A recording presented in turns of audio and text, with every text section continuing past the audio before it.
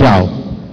Às vezes, no próprio lugar que você mora, na sua cidade, no seu bairro, no seu país, a condição social muitas vezes leva você a uma situação muito complicada. Existem situações criadas pelo inimigo, nós sabemos disso. Mas nem tudo é do inimigo. Mas existem situações criadas por ele. Por quê? Porque muitas vezes nós damos brecha para ele entrar na nossa vida. E tem muita gente passando hoje por situações difíceis, porque um dia abriu brecha. E uma brecha grande, o inimigo entrou na sua vida e arrebentou com você. Existem situações criadas pelo próprio Deus. Na Bíblia a gente encontra muitos textos, inclusive quando Jó, o diabo tocou na vida de Jó, entrou na vida dele por permissão de Deus. Algumas coisas que podem estar acontecendo com você hoje, é permissão de Deus para você talvez acordar. E Deus muitas vezes precisa puxar o nosso tapete, para que a gente possa realmente acordar da vida.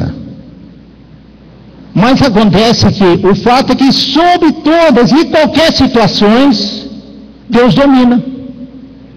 Que bom. Ele sabe o que você está passando, Ele sabe o que eu estou passando. Muitas coisas que eu estou passando eu criei, você criou. Mas Ele tem domínio sobre isso, sobre a tua situação Ele tem domínio. Ele está no controle. Vejamos o que acontece quando Deus se levanta. Aqui temos alguns exemplos de quando Deus se levanta. Por exemplo, lá em Lucas, no capítulo, não precisa abrir, capítulo 8, versículo 35, lá fala do Gadareno, aquele moço que vivia no cemitério, ninguém conseguia botar roupa nele, ninguém conseguia amarrar ele vivia todo machucado, nu, correndo de um lado para outro, era um moço totalmente fora da realidade. E Deus se levanta, aqui nesse caso, para libertar. Esse moço precisava de uma libertação, porque ele era oprimido pelo diabo. E eu quero falar uma coisa para vocês, tem muita gente hoje, e não é poucos, que são oprimidos pelo diabo. Pode ter certeza disso. Eu que trabalho muito na área de recuperação de drogados, para vocês terem uma ideia, só durante um mês eu já internei 8, só num lugar. E desses moços, quando a gente conversa, que a gente começa a ministrar, que a gente começa a orar com eles, são pessoas que são oprimidas pelo diabo, que precisam de uma libertação. Eles não têm controle sobre a vida deles. O drogado, o alcoólatra, ou qualquer outra coisa, ou qualquer outro vício, temos muitos vícios, são pessoas que precisam ser libertos. E você talvez tenha alguma coisa na tua vida, que você talvez tenha dificuldade de se libertar. Algumas coisas que você não gosta, que te incomoda, e que você de repente está colocando debaixo do tapete para ninguém ver, mas Deus está vendo. E você quer se libertar disso, é uma coisa que incomoda você, como crente. E aqui então nós aprendemos o seguinte, que Deus, nesta noite, presta atenção nisso, Ele está se levantando exatamente para fazer com você o quê? Para libertar você dessa coisa que você está aí vivendo incomodado faz muito tempo. Eu falei para vocês que o bicho ia pegar. E eu sei que aqui tem gente que tem coisa que está te incomodando. E você está falando que você precisa que Deus se liberte. Você mesmo sabe que se você morrer hoje, você vai para o inferno. Você sabe disso, porque você é um pecado que você tem que incomoda. Mas Deus vai te libertar essa noite, porque diz que vai se levantar hoje, vai te libertar. Eu posso ouvir um amém? Ficou todo mundo mudo. Nós encontramos também um menino lunático lá em Marcos 9,5, que também um menino possesso, que Jesus também libertou. Existem outros textos mais que precisam de libertação. E hoje talvez, sem nenhuma sombra de dúvida, o que mais as pessoas precisam é de libertação. E a Bíblia diz: conhecereis a verdade, e a verdade vos... As pessoas não conhecem a palavra de Deus, não estuda, não medita, não conhece. Ele estuda muita coisa, lê muita coisa, mas ele não conhece a palavra.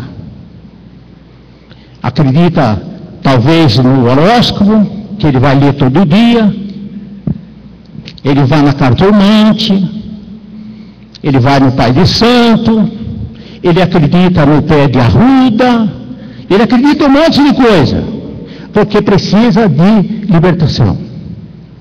E você só fica liberto dessa coisa que você tem através de Jesus. Uma outra coisa, Deus se levanta para salvar. Nós encontramos aqui em João uma mulher samaritana. Nós encontramos aqui a mulher adúltera. Vamos ver aqui João 4, para ficar bem... Eu não vou ler todos os textos, mas alguns textos eu gostaria de ler para ficar bem guardado. João 4,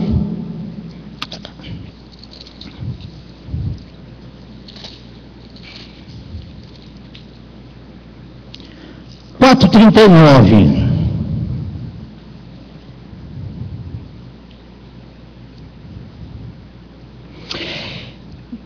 Aí diz assim: muitos dos samaritanos daquela cidade creram nele, pela palavra da mulher que testificou.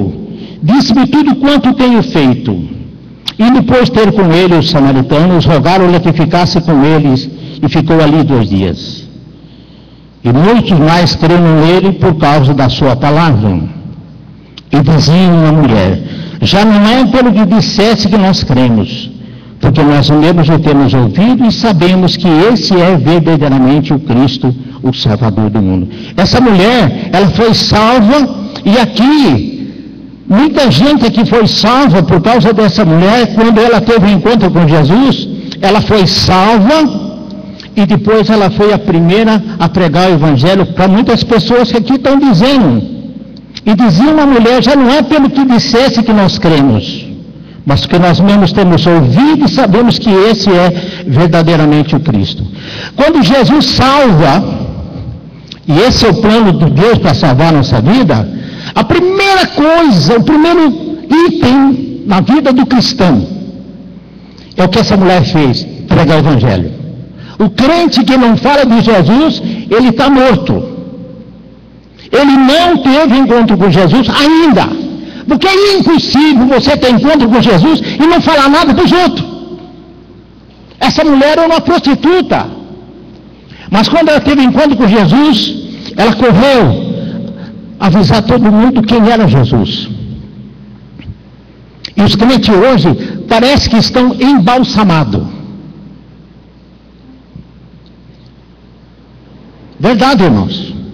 Tem crente que não tem coragem de falar de Jesus para ninguém. Sabe por que eu digo isso? Porque senão essa igreja estava cheia e não caberia. Eu pergunto para você: quantas pessoas você ganhou para Jesus no ano passado? Quantos que vieram à igreja por tua causa? Ou por minha causa? Talvez ninguém. Jesus, ele se levanta para nos salvar. Não vai te salvar para você ficar aqui bonitinho na igreja, no ar-condicionado, cantando louvores, pregando a palavra só.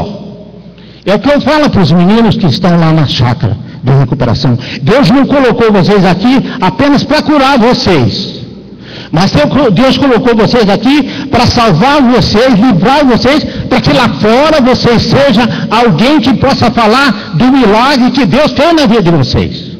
Porque senão não adianta nada. Vim aqui apenas para ficar livre e ficar aqui libertos do vício? Não, Deus não faz isso. E se você realmente foi salvo, você dentro de você, você tem um comichão que te incomoda.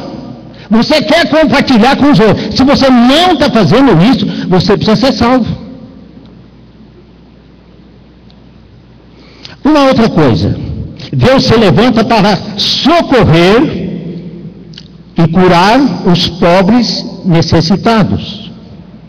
Nós temos aqui em Marcos, no capítulo 10, vamos ver aqui rapidamente Marcos capítulo 10, um texto maravilhoso, que todo mundo conhece, 51, que diz assim: Jesus falando disse: "O que queres que te faça?" E o cego lhe disse: "Mestre, que eu tenha vista." E Jesus lhe disse: "Vai, a tua fé te salvou." E logo viu e seguiu a Jesus pelo caminho. Aqui fala exatamente do cego de Jericó, que era uma pessoa que vivia à beira do caminho, cego, sujo. A única coisa que ele tinha era uma capa, que com certeza estava fedendo muito já. À beira do caminho, alguém que não tem nada, não tinha amigos, parentes, família, vivendo de migalhas. E hoje nós temos muita gente igual a esse moço, não vivendo à beira do caminho, de roupa suja, talvez descalço, sem tomar banho, mas nós temos muita gente hoje de gravata, que são verdadeiros mendigos e que têm a necessidade de ser curados. Você encontra muita gente hoje que a vida dele não tem nenhum sentido. Você conhece alguém assim? E será que você não se enquadra aqui exatamente nesse alguém que está precisando de ser curado de alguma coisa? Você está se sentindo uma pessoa que ninguém te gosta, que você ninguém liga para você? Eu sou um Zé Ninguém, vivo por aí. Mas quando você, nessa noite, que o Senhor está se levantando para ter um encontro com você, porque aqui ele teve um encontro com Jesus, e Jesus perguntou para ele: "Escuta, rapaz, o que você quer que eu faça?" E Jesus está perguntando para você nessa noite, que está precisando de alguma coisa: o que você quer que eu faça por você? O Senhor sabe o que você precisa, da mesma forma que Jesus sabia que aquele moço precisava da visão. Mas ele queria ouvir dele. E Jesus pergunta para você: o que é que você quer que eu faça? Jesus está perguntando. E você sabe o que você está precisando. E nessa noite o Senhor Jesus está se levantando para socorrer você, porque você está precisando de socorro.